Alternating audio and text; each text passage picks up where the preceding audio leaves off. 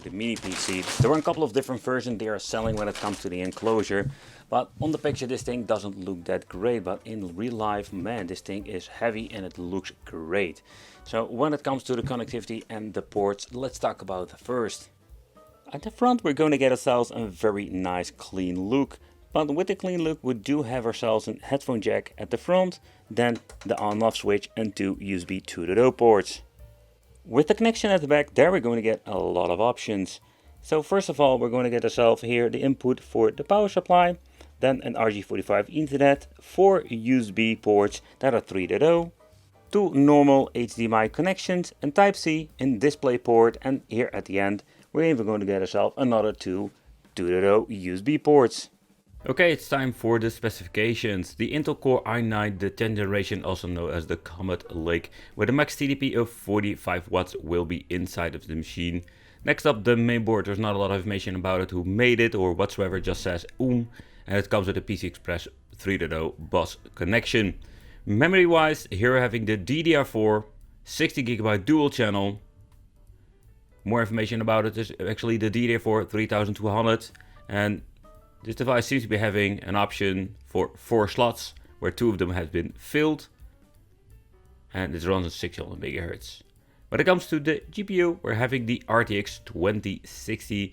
I can still remember that I had this back in the day in one of those laptops. Also, this comes from the Lenovo manufacturer and 6GB storage that is made by Samsung. And that's actually what we're having when it comes to the specs. So as a huge fan of indie games, this is no problem whatsoever, and absolutely the mini PC combination with the powerful i9 and the RTX card, we can run all of the indie games without any problem whatsoever.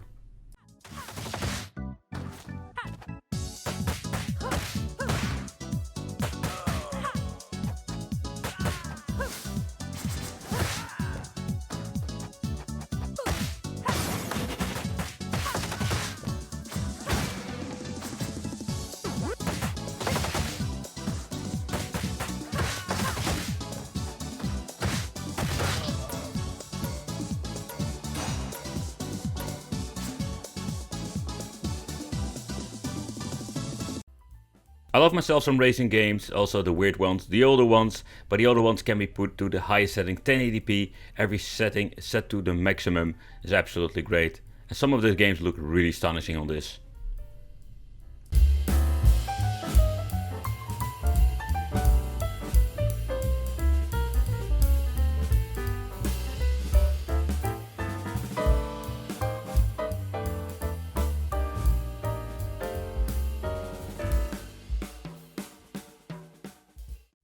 Starting off with some Crash Bandicoot, and this game runs on 1080p, full speed, and all settings set to high.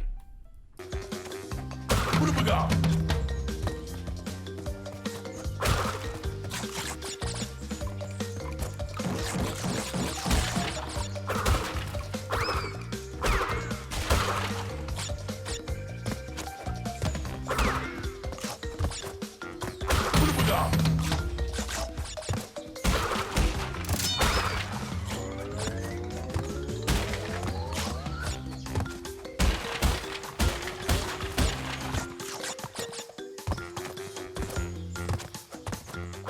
Moving on to Dead or Alive 6, another game that's quite demanding, and I'm going to be pushing this to the limit with 1080p, every setting to the highest setting, and this system has no problem whatsoever playing this particular game.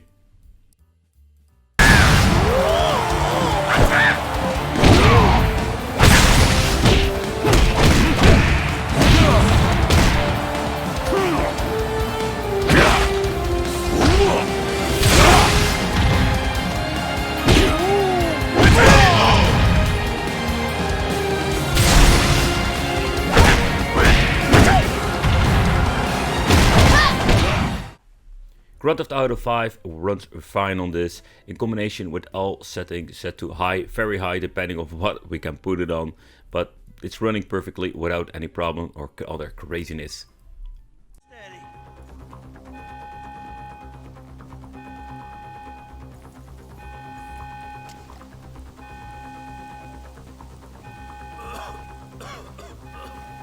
That's the score.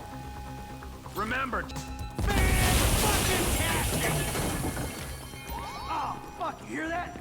Sirens, fuck Fuck the cops! See? We keep going forward!